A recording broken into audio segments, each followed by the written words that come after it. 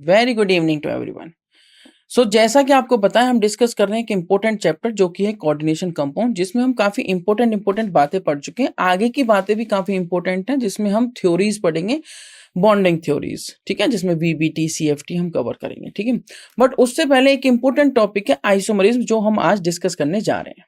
Clear? सो चलिए move on करते हैं अपने टॉपिक्स की तरफ। बट उससे पहले एक बार सिलेबस से गो थ्रू हो लेते हैं कि हम कहाँ सिलेबस में अभी चल रहे हैं। जैसा कि आप देख सकते हैं हम डिस्कस कर रहे हैं coordination compounds. As you already know कि जो कोऑर्डिनेशन कंपाउंड चैप्टर है इसमें कोऑर्डिनेशन बॉन्ड वाली बातें हम पढ़ते हैं। अब ये कोऑर्डिनेशन बॉन्ड किस किसके बीच में बन रहा है? एक्चुअली जो कोऑर्डिनेशन बॉन्ड बन रहा है वो मेटल और लीगेंड के बीच में बन रहा है। अब समझने वाली बात ये है कि अगर मैं रिकॉल करूं अपने पॉइंट्स को, तो मैंने ये कहा था कि आयनिक बॉन्ड होता है जो ट्रांसफर ऑफ इलेक्ट्रॉन से बनता है, ठीक है जी। कोवेलेंट बॉन्ड होता है जो शेयरिंग ऑफ इलेक्ट्रॉन से बनता है।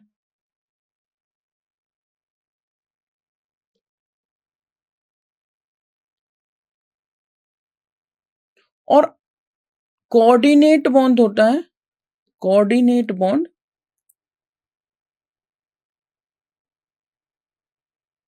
जो, देखो शेयरिंग तो हो रही है, बट यहां पे ये वर्ड मेंशन करना जरूरी है, म्यूचुअल शेयरिंग या इक्वल शेयरिंग। कोऑर्डिनेट बॉन्ड जो बनता है वो अनइक्वल शेयरिंग, मतलब वन साइडेड शेयरिंग से बनेगा। Unequal sharing of electron, unequal sharing of electron मतलब one sided sharing of electron. Interesting बात है। अगर एक ही साइड से इलेक्ट्रॉन की शेयरिंग होनी चाहिए, हो रही है, तो मतलब एक बॉन्ड को बनाने के लिए चाहिए दो इलेक्ट्रॉन, मतलब मेटल और लीगेंड में से कोई एक ही इलेक्ट्रॉन देगा। तो यहां पे होता क्या है, ligands are electron pair donor. हम सिलेबस से भी गो थ्रू होंगे, पर मैं आपको इंपॉर्टेंट बात बता देता हूँ।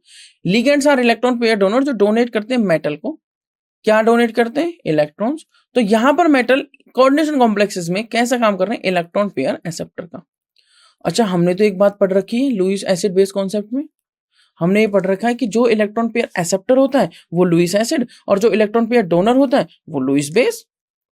इलेक्ट्रॉन पेयर एक्सेप्टर को क्या बोल देंगे? Lewis acid. इंटरेस्टिंग। और इलेक्ट्रॉन पेयर डोनर को क्या बोल देंगे? Lewis base. Very interesting.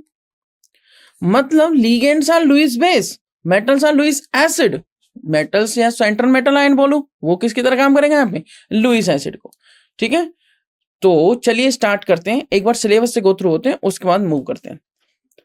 जो सिलेबस है वो है हमारा introduction to coordination compounds, Werner theory, ligands, coordination number, denticity, chelation, IPC nomenclature of mononuclear coordination compounds, isomerism, bonding theories जैसे VBT, valence bond theory, basic ideas of CFT मतलब crystal field theory, color and magnetic properties, importance of coordination compounds in qualitative analysis, extraction of metals और in biological systems, और in biological system.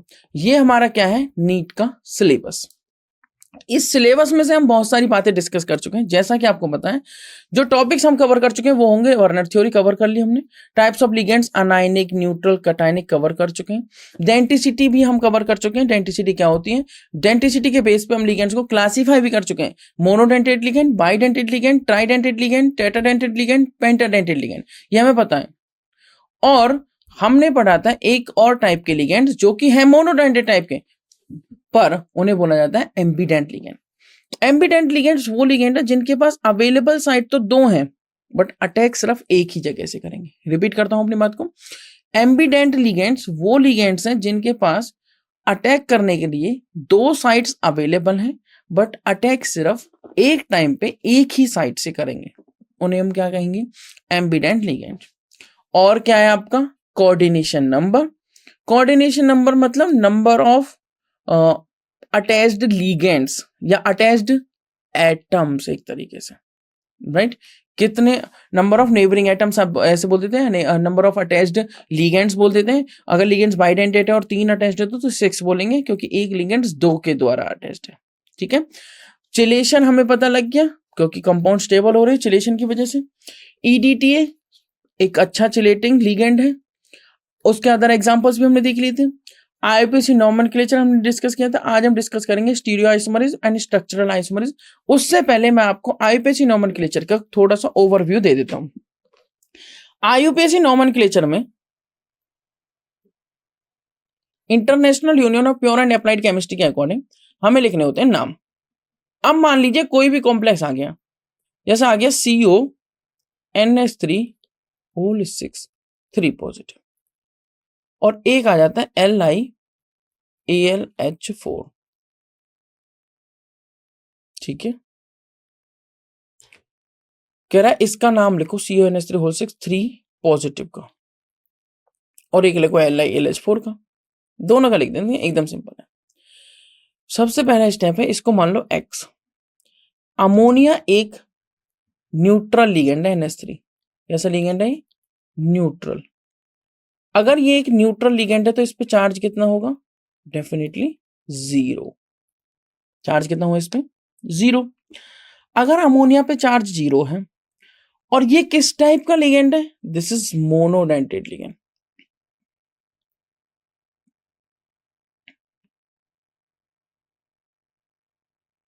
अच्छा, monodentate ligand है तो denticity कितनी हुई?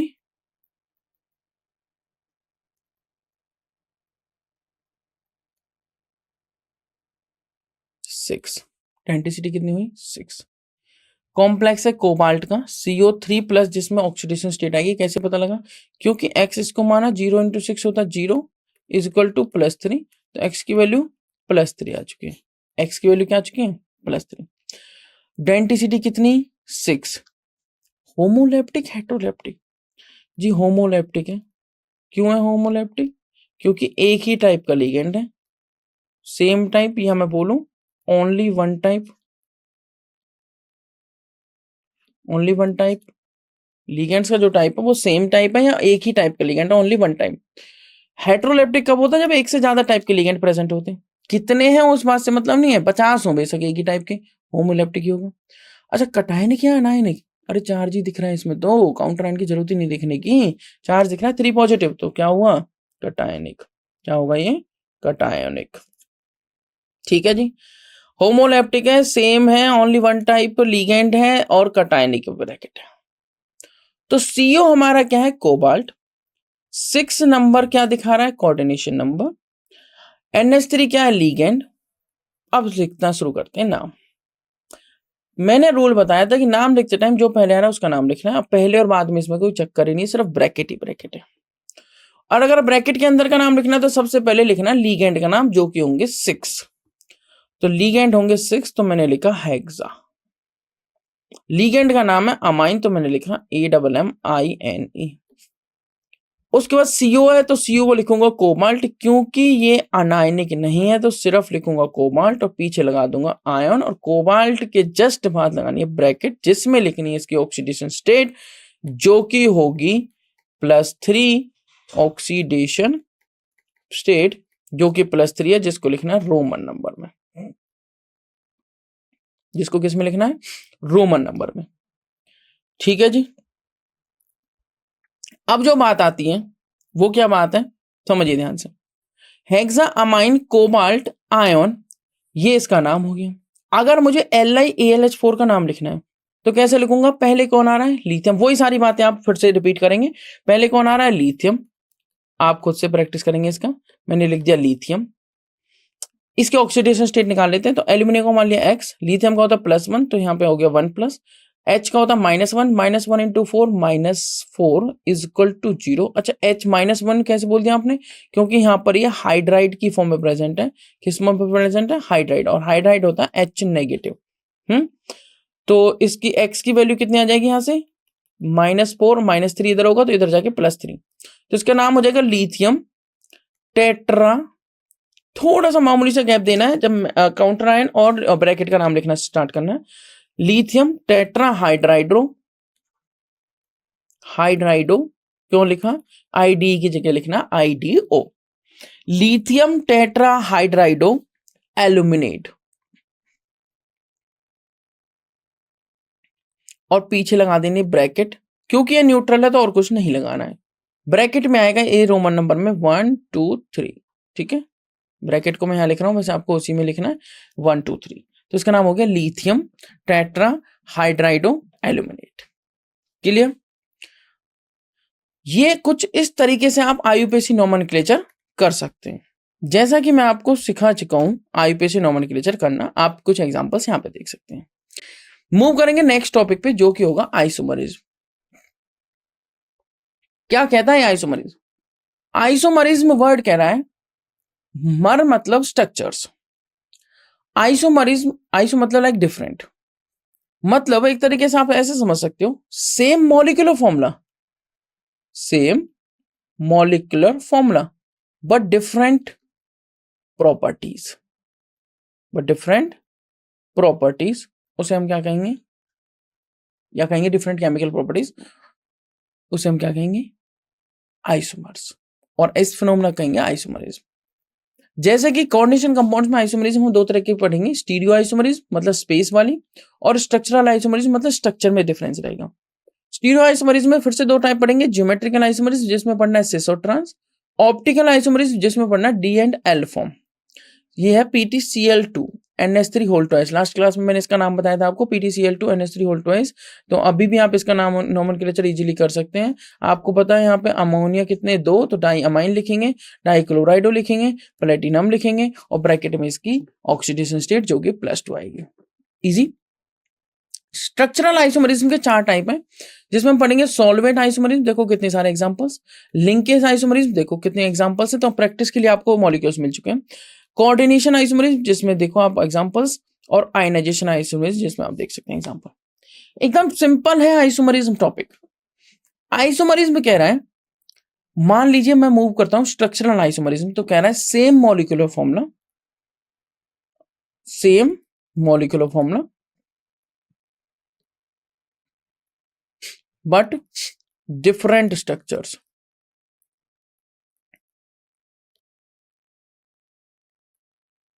Same molecular formula but different structures, उसे हम क्या कहेंगे, आइसोमरिज्म। क्या कहेंगे, आइसोमरिज्म। कौन सी आइसोमरिज्म, स्ट्रक्चरल आइसोमरिज्म। और ऐसे आइसोमर्स को कहते हैं स्ट्रक्चरल आइसोमर्स, और इस फिनोमेना को कहते हैं स्ट्रक्चरल आइसोमरिज्म। अच्छा कैसे कैसे, स्ट्रक्चरल आइसोमर पहला टाइप है ionization isomerism.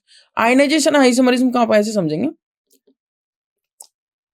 the isomers which have same molecular formula, या the compounds which have same molecular formula but on ionization gives different number of ions।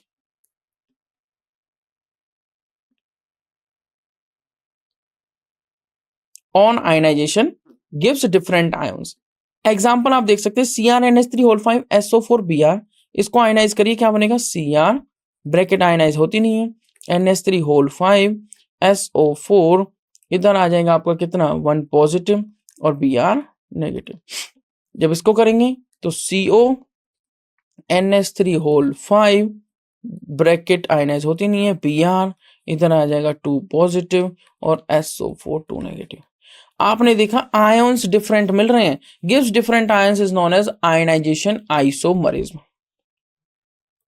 Gives different ions मतलब ionization isomerism.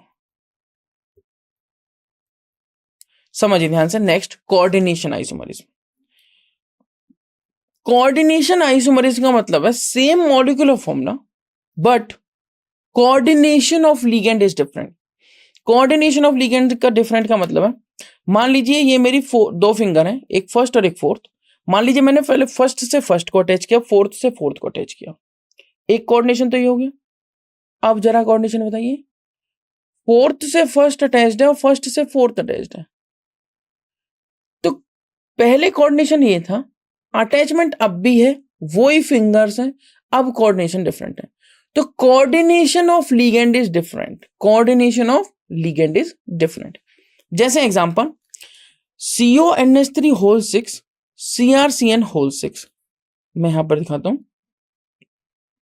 CONH3 और CrCN6। अब C और Cr को replace कर दो, यहां पर कर दो CrNH3 और यहां पे कर दो COCN6। देखो जरा, CrNH3 और COCN6, ये एक कंपाउंड, ये दूसरा कोऑर्डिनेशन कंपाउंड, और ये दोनों आपस में क्या है, 4 नहीं है 2 है, ठीक है, ये एक है पूरा और ये एक है पूरा, ये दोनों आपस में क्या है, कोऑर्डिनेशन कंपाउंड्स, क्योंकि कोऑर्डिनेशन ऑफ लिगेंड डिफरेंट है। एक बार NH3CO से अटैच्ड है तो दूसरी बार में NH3Cr से अटैच्ड है। अगर पहली बार में CnCr से अटैच्ड है तो दूसरी बार में CnCO मतलब कोबाल्ट से अटैच्ड है। देखो 2 CO होते हैं तो O बनाने का फर्क है। अगर मैंने CO ऐसे बनाया है तो पहला फर्स्ट लेटर कैपिटल C और ऑक्सीजन स्मॉल कोबाल्ट, अगर मैंने S दोनों ही कैपिटल बना दी तो ये बन गया कार्बन मोनोऑक्साइड मतलब कार्बोनिल लिगेंड। इंटरेस्टिंग। इस पे भी चार्ज कितना होता है, 0, ये न्यूट्रल लिगेंड है। ये हमारी कौन सी आइसोमरिज्म होगी जी, कोऑर्डिनेशन आइसोमरिज्म। कह रहा है लिंकेज आइसोमरिज्म भी इस तरीके से डिफाइन कर सकते हैं, बिल्कुल।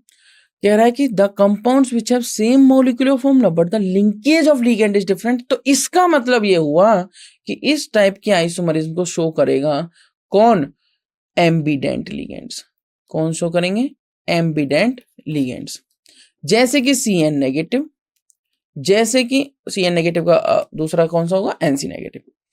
एग्जाम्पल आप यहां पे देखेंगे CONH3 NO2 और Cl2। इसमें जो मेटल के साथ लिगेंड अटैच्ड है NO2 से, मैं और सिंप्लीफाई करता हूं, इस केस में मेटल के साथ जो अटैचमेंट है, जो डोनर एटम है वो नाइट्रोजन होगा, इस केस में फर्स्ट वाले में NO2 लिगेंड से। बट दूसरे केस में जो डोनर एटम होगा वो ऑक्सीजन होगा, NO2 लिगेंड ही है। NO2 अगर N से जुड़ा हुआ तो नाइट्रो बोल देते हैं, ONS तो नाइट्राइटो बोल देते हैं, या फिर नाइट्राइटो N और नाइट्राइटो O बोल देते हैं, दोनों ही तरीके हैं। तो अगर नाइट्रोजन डोनर एटम है और दूसरे केस में ऑक्सीजन डोनर एटम है, लिंकेज ऑफ लिगेंड डिफरेंट है, लिगेंड तो वही है, उसकी लिंकेज बदल गई। कैसे, फिंगर तो यही है, एक बार ये फिंगर ऐसे अटैच्ड है, समझ रहे हो, दोनों ये वाले फेस इधर, और एक बार ये ऐसे अटैच्ड है नेल की तरफ से, अटैच्ड तो यही फिंगर है दोनों आपस में, but linkage of finger is different. Same linkage of ligand is different, known as linkage isomerism. कह रहा है सॉल्वेट आइसोमरिज्म कैसे डिफाइन करेंगे। पहले तो मैं आपको ये बता दूं कि सॉल्वेट आइसोमरिज्म का एक और नाम होता है जी, क्या नाम होता है सॉल्वेट आइसोमरिज्म का, सॉल्वेट आइसोमरिज्म का नाम होता है हाइड्रेट आइसोमरिज्म। हाइड्रेट वर्ड इसलिए यूज किया है क्योंकि ये जो आइसोमरिज्म है ये वाटर मॉलिक्यूल जब लिगेंड की तरह एक्ट कर रहा है, उसी बेस पर तो इसकी डेफिनेशन है और उसी बेस पर ये बनाई गई है। क्या कहा गया है इसमें कहा गया है द कंपाउंड्स या द कोऑर्डिनेशन कंपाउंड्स, प्रॉपर बोलू तो the coordination compounds having the same molecular formula. Repeat करता हूं, the coordination compounds having the same molecular formula but the number of water molecules acting as a ligands is different. Number of H2O acting as a ligand is different. Clear? Number of water molecules acting as a ligand is different. तो आप देख सकते हैं बहुत सारे examples यहां पे given है, समझिए ध्यान से। जैसे दिया हुआ CrH2O6Cl3 और दिया हुआ CrH2O5Cl Cl2H2O।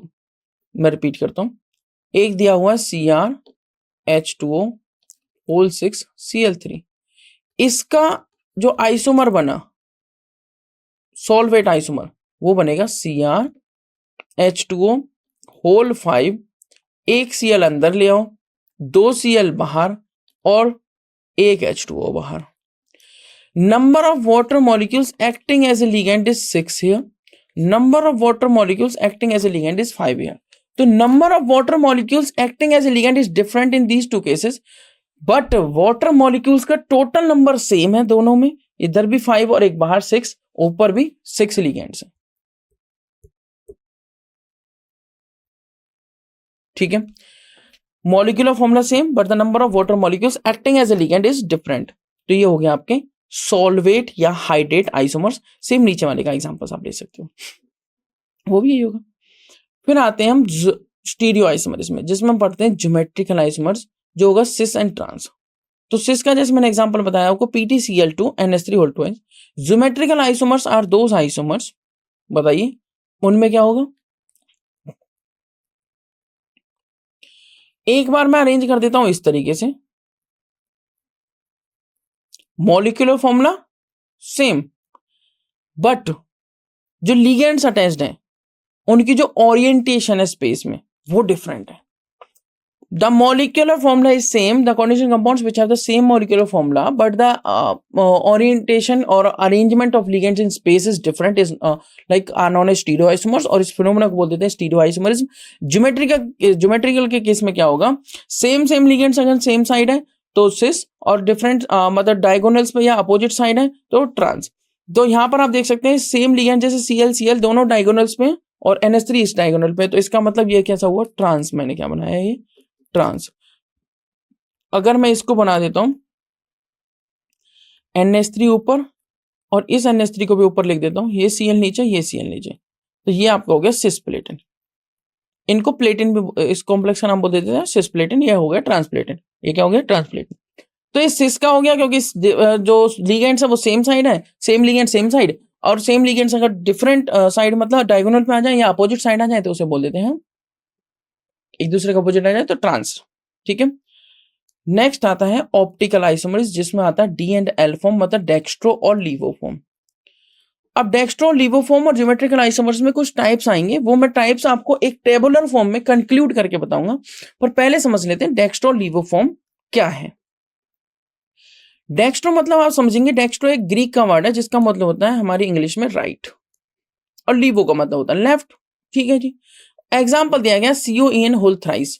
देखो COEN होल थ्राइस अगर एग्जाम्पल दिया हुआ तो पहले मुझे इसका IUPAC से नोमेनक्लेचर बता दीजिए. कह रहे हो आप कि कोऑर्डिनेशन नंबर 3 है, गलत बात, क्योंकि ये डाइडेंटेट लिगेंड है तो कोऑर्डिनेशन नंबर 6 होगा. लिगेंड इसमें कैसा हो, एक ही टाइप का है तो इसको बोलेंगे होमोलैप्टिक. होमोलैप्टिक. उसके बाद ये कटायनिक अनायनिक, कटायनिक जी. उसके बाद अगर मैं आइडेंटिसिटी पूछूं तो डाइडेंटेट या बाइडेंटेट, डाइडेंटेट या बाइडेंटेट. ठीक है. उसके बाद ब्रैकेट तो कटायनिक का काम कर रही है चार्जेस पे. ठीक है. ये लिखा COEN होल थ्राइस. ठीक है. चिलेशन शो करेगा? बिल्कुल करेगा. कैसे करेगा? देखो, ये लिखा मैंने CO, ये लिखा मैंने इधर, इसके बनाते हैं स्ट्रक्चर. ये लिखा EN, ऐसे भी एक स्ट्रक्चर बना सकते हैं, मैं आपको बना के दिखाऊंगा. EN और EN, ये बन गए रिंग स्ट्रक्चर्स. बन गए रिंग स्ट्रक्चर्स. तो रिंग स्ट्रक्चर्स क्या करेंगे बताइए? रिंग स्ट्रक्चर्स क्या करेंगे? ये डेफिनेटली आप यहां पर देख सकते हैं. देखिए, जब मैं क्या करता हूं CO, मैंने लिखा EN, ये रिंग स्ट्रक्चर्स इस मॉलिक्यूल को स्टेबिलिटी दे रहे हैं. क्या दे रहे हैं? इस मॉलिक्यूल को स्टेबिलिटी. एक EN यहां पे लिख देता हूं.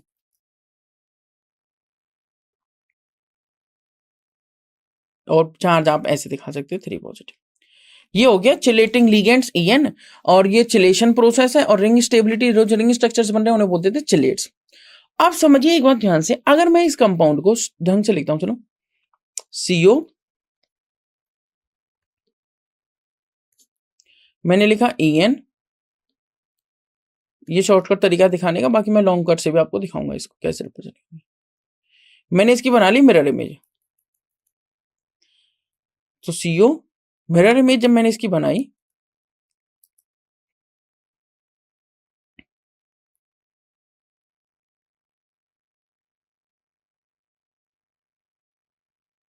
तो आप देखेंगे ये जो राइट वाली जो 2 रिंग्स बनी हुई है वो लेफ्ट में दिखने लगेंगी इस तरीके से,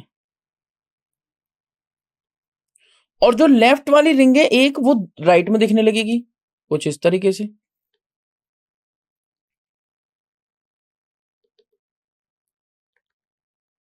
और चार्ज हमने दिखा दिया इसके ऊपर 3 पॉजिटिव, ये रहा, और इसके ऊपर भी 3 पॉजिटिव. समझने वाली बात यह है, मैंने इस रिंग को उठाया और इसके ऊपर रख दिया एज इट इज. मान लीजिए ये एक रिंग है, मेरा हाथ, मैंने ये इसकी मिरर इमेज बनी है. मान लो मैंने इस रिंग को उठाया, इसके ऊपर रख दिया. ये सुपर इम्पोज नहीं कर रहे हैं. देखो ये फिंगर, ये जो थम्स हैं, ये सुपर इम्पोज नहीं कर रहे हैं, तो इनको बोलते हैं ऑप्टिकली एक्टिव. क्यों?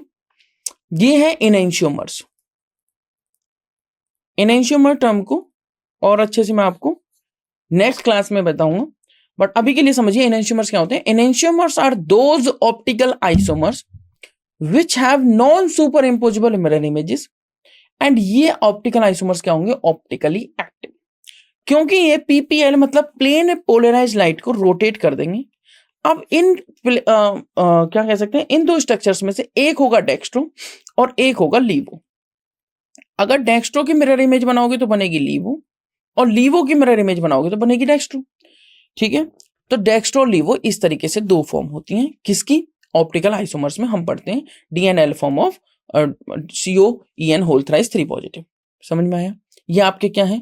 इनएंशियोमर्स। क्या है ये आपके? इनएंशियोमर्स। तो मैंने आपको क्या बताया? इनएंशियोमर्स के बारे में और ऑप्टिकल आइसोमर्स के बारे में। उसी तरीके से आप इसका एग्जांपल ले सकते हैं, जैसे CONH3 होल थ्राइस और NO2 होल थ्राइस, ये एक साथ आ गए तो इसको बोलते हैं फेक आइसोमर या फेशियल आइसोमर्स। ठीक है, ये दो फेसेस बन चुके हैं। और अगर मैं इनको एक साथ ले लूं इस तरीके से, ठीक है, मतलब इनके बीच में 3 लिगेंड्स के बीच में एक लिगेंड डिफरेंट आ जाता है, तो उसको बोल देते हैं meridional isomers, right? Meridional isomers या मर आइसोमर, ये इसका एग्जांपल हो गया। चलिए मूव करेंगे आइसोमरिज्म और formula, number of stereo isomers और पेयर ऑफ एनेंशियोमर्स। ये टेबुलर फॉर्म्स इंपॉर्टेंट हैं, तो आपको ये माइंड में रखनी है हमेशा। कह रहा है MA6 टाइप का अगर फॉर्मूला है, नंबर ऑफ स्टीरियो आइसोमर्स उसमें 1 बनेंगे और एनेंशियोमर्स उसमें पेयर होंगे 0। अगर MA5B है, मतलब 2 टाइप के लिगेंड हो गए, एक A टाइप का लिगेंड, एक B टाइप का, जिसमें से ये ऑक्टाइडल वाले केसेस हैं, तो स्टीरियो आइसोमर्स तो एक ही होंगे बट पेयर ऑफ एनेंशियोमर 0। अगर A4B2 वाला है तो 2 स्टीरियो आइसोमर्स बनेंगे, पेयर ऑफ एनेंशियोमर 0 है सभी केसेस में। क्लियर? और उसी तरीके से MA3B3 है तो 2 स्टीरियो आइसोमर्स और पेयर ऑफ एनेंशियोमर 0। MA4BC है, मतलब 3 टाइप के लिगेंड हो गए, तो नंबर ऑफ स्टीरियो आइसोमर्स 2 और पेयर ऑफ एनेंशियोमर 0। अगर मैं मूव करूं नेक्स्ट टेबुलर फॉर्म पे, तो फॉर्मूला आप यहां पर देख सकते हैं, पेयर ऑफ एनेंशियोमर देख सकते हैं और नंबर ऑफ स्टीरियो आइसोमर्स भी देख सकते हैं। फॉर्मूला है MA3BCD, मतलब 3 और 3 6 लिगेंड है, बट टोटल टाइप 4 है। MA3BCD, तो स्टीरियो आइसोमर बन जाएंगे 5 और एक एनेंशियोमर का पेयर आएगा। अगर A2BCDE, मतलब टोटल टाइप 5 हो गए, लिगेंड्स टोटल 6 हैं, तो स्टीरियो आइसोमर्स 5 टाइप के लिगेंड्स के साथ, जिस ऑक्टाहेड्रल वाले केस में कुछ भी हो सकता है, जरूरी नहीं MA2BCD हो सकता है MAB2CDE हो, B2 हो, तो C2 हो सकता है, D2 भी हो सकता है, E2 भी हो सकता है, पर होंगे टोटल 5 टाइप के लिगेंड। टाइप ध्यान रखना, 5 टाइप के, टोटल 6 लिगेंड्स होंगे, मतलब ऑक्टाहेड्रल वाला केस रहेगा, but number of stereo isomers possible हो जाएंगे 15 और एनेंशियोमर के पेयर हो जाएंगे 6। अगर MABCDEF 6 के 6 लिगेंड्स डिफरेंट हो गए, तो नंबर ऑफ स्टीरियो आइसोमर्स हो जाएंगे 30 और पेयर ऑफ एनेंशियोमर 15 पॉसिबल है। फिर क्योंकि डिफरेंट अरेंजमेंट्स हम कर सकते हैं, तो उस बेसिस पे डिफरेंट स्टीरियो आइसोमर्स बनेंगे, तो कितने बनेंगे? 30। अगर मैं MA2, B2 और C2 की बात करूं, तो नंबर ऑफ स्टीरियो आइसोमर्स 6 और एनेंशियोमर का पेयर सिर्फ 1। अगर A2B2CD की बात करूं, मतलब अब की बार कितने टाइप के लिगेंड है? 4 टाइप के, बट लिगेंड टोटल 6 हैं, तो 8 स्टीरियो आइसोमर बनेंगे, 8, और एनेंशियोमर के पेयर सिर्फ 2। अगर A3B2C, मतलब 3 टाइप के लिगेंड हैं बट टोटल 6 लिगेंड्स हैं, तो नंबर ऑफ स्टीरियो आइसोमर्स कितने आपके? 3 और पेयर ऑफ एनेंशियोमर कितने? 0। अगर MAABC, डबल ए का मतलब बाइडेंटेट लिगेंड है। डबल ए का मतलब क्या है? Bidentate ligand. और BC का मतलब क्या है? डबल ए का मतलब बाइडेंटेट लिगेंड और BC का मतलब ये भी बाइडेंटेट लिगेंड है, बट यहां पर बाइडेंटेट में नंबर ऑफ जो डोनर एटम्स हैं वो सेम है, सेम डोनर एटम्स, AA लिखा हुआ है ना, तो सेम डोनर एटम्स। जैसे कि एग्जांपल आप ले सकते हो EN की full form ethylene diamine tetra ethylene diamine, तो CH2 डोनर एटम इधर भी नाइट्रोजन है NH2 और इधर भी नाइट्रोजन है वो भी NH2, तो ये हो गया EN किसका एग्जांपल? सेम डोनर एटम वाले बाइडेंटेट लिगेंड का। उसी तरीके से आप बाइडेंटेट लिगेंड ले सकते हो, कौन? दूसरा, जैसे GLY ग्लाइसिनेटो, जिसमें 2 डिफरेंट डोनर एटम्स होंगे, BC टाइप बोल दिया जिसे, और DE, मतलब लिगेंड्स टोटल कितने? एक लिगेंड ये बाइडेंटेट, तो 2 साइड से अटैच होगा, एक लिगेंड ये बाइडेंटेट 2 साइड से अटैच होगा, मतलब टोटल 4 साइड अटैच होगी, और एक डी लिगेंड एक साइड से, एक ई लिगेंड एक साइड से, टोटल 6 साइड अटैच हुए। वही ऑक्टाहेड्रल वाला केस बन रहा है, बट लिगेंड्स टोटल है 1 2 3 और 4, जिसमें से 2 बाइडेंटेट है और 2 मोनोडेंटेट होंगे, 2 बाइडेंटेट और 2 monodentate. Number of stereo isomers बनेंगे 10 और पेयर ऑफ एनेंटियोमर्स बनेंगे 5। पेयर ऑफ एनेंटियोमर्स कितने? 5। ये हमारी टेबुलर फॉर्म है आइसोमरिज्म की, जो टेबुलर फॉर्म हमें हमेशा माइंड में रखनी है ताकि क्वेश्चन को हम डायरेक्टली अटेम्प्ट कर सकें, जिसमें फॉर्मूलाज मैंने आपको प्रोवाइड कर दिए, number of stereo isomers provide कर दिए, और साथ में मैंने पेयर ऑफ एनेंटियोमर्स प्रोवाइड कर दिए। ठीक है, उसके बाद कुछ और पेयर फॉर्मूलाज आप देख सकते हैं, जैसे कि MAB वाले, इसमें स्टीरियो आइसोमर्स 11 होंगे, pair of enantiomers 5। MABCDEF, AB जो लिखा हुआ है ब्रैकेट में, अगर एक साथ 2 लेटर्स लिखे हुए हैं तो इसका मतलब वो बाइडेंटेट लिगेंड है। 20 स्टीरियो आइसोमर्स पॉसिबल है और 10 एनेंटियोमर्स। MAB होल थ्राइस, जैसे COEN होल थ्राइस वाला एग्जांपल देखा था, 4 स्टीरियो आइसोमर्स पॉसिबल है, 2 पेयर ऑफ एनेंटियोमर्स। MABACDE, इसका मतलब ये ट्राइडेंटेट वाला हो गया, 9 स्टीरियो आइसोमर्स पॉसिबल है, 3 enantiomers.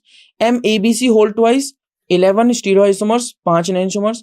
MABBACD 7 stereo isomers possible है और 3 एनेंटियोमर्स के पेयर। MABCBAD ब्रैकेट में और फिर डी अलग से, तो एक लिगेंड ये हो गया, एक लिगेंड हो गया, ये एक ही लिगेंड 1 2 3 4 5 साइड से अटैच है, मतलब पेंटाडेंटेट टाइप का। 7 स्टीरियो आइसोमर्स और 3 पेयर ऑफ एनेंटियोमर्स इसमें पॉसिबल है। ठीक है, तो ये टेबुलर फॉर्म मैंने आपको प्रोवाइड की है। So this is the end of the session. आपको क्विकली इन टेबुलर फॉर्म को अच्छे से रिवाइज करना और फिर क्वेश्चंस में अप्रोच करेंगे। So thank you so much. हम नेक्स्ट क्लास में डिस्कस करेंगे इंपॉर्टेंट क्वेश्चंस नीट एग्जाम्स के। ठीक है, तो फिर मिलते हैं आपसे नेक्स्ट क्लास में, तब तक के लिए thank you so much again.